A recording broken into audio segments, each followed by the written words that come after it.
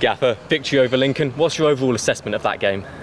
Well, I thought the first half was a little bit two honest teams who didn't really get into their stride, I think, in the first half, would be my honest assessment. Not for the want of trying, both teams. We sort of cancelled each other out. When the one had possession, he had good possession. When the other one had possession, he had good possession, but didn't really hurt anyone. You know, we would have probably, if we'd have played that game like that for 90 minutes, we would have probably bruised each other to death. You know, and that's the way it was going a little bit, and we needed to be a little bit sharper in the second half, a little bit more ruthless when we got into those final third opportunities that we can get into. But I do think today, I think the weather's caught everybody, by you, by the look of it, with that gilet on. But yeah, I think the weather's, you know, it has been a warm week, you know, and there's a learning curve in that. With a warm week, you know, have the players all hydrated enough throughout the week? Because all of a sudden you go from being cold and then all of a sudden it's warm. So maybe that's something we need to check on Friday next week, that everybody's hydrated. That's my initial thoughts. And I just thought it was a tough game out there today. You know, both teams wanted a win, and it was an honest game. But in the second half, we had a slight change at half time. With a couple of things tactically, but I actually think it was more about our running and our strength in the second half. You know, there was lots of players going down out there, and our boys were still standing, if you know what I mean. So yeah, we were really pleased with our second half performance, and I think in the end it's warranted the win. Yeah. You said before today that you thought it was going to be quite a difficult game, and it was exactly that. Lincoln made it exactly that. It was a tightly fought affair, and because they're start as well. Because they're a good team, Johnny. You know, I mean, they might be down there, and I know, you know, you're coming into this, and all of a sudden we won 5-0. We've gone to the top of the table, and you win 3-0 there, and then all of a sudden you come home and everybody thinks, this one will be all right. People look at the league table and they say, Lincoln are down there. You know, Lincoln don't play like a team that are down at the bottom, lower reaches of this table, and. You know, that was a big result for us today, because I knew today was going to be a tough game. Yeah.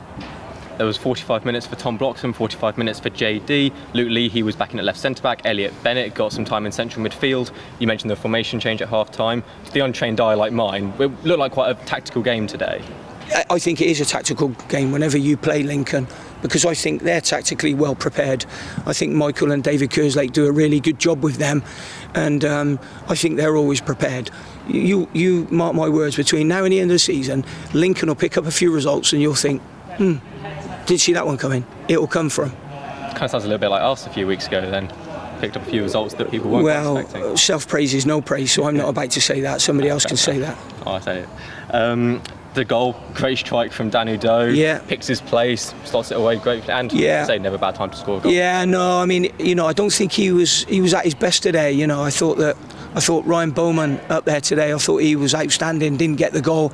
But on another day, you know, as it's been this season, Dan Udoh will be outstanding and Ryan will get the goal. So typical Dan Udoh finish. And yeah, we're obviously pleased with it, because that is the difference. I just thought as the game went on, we looked really strong and we looked fit. That's what I thought.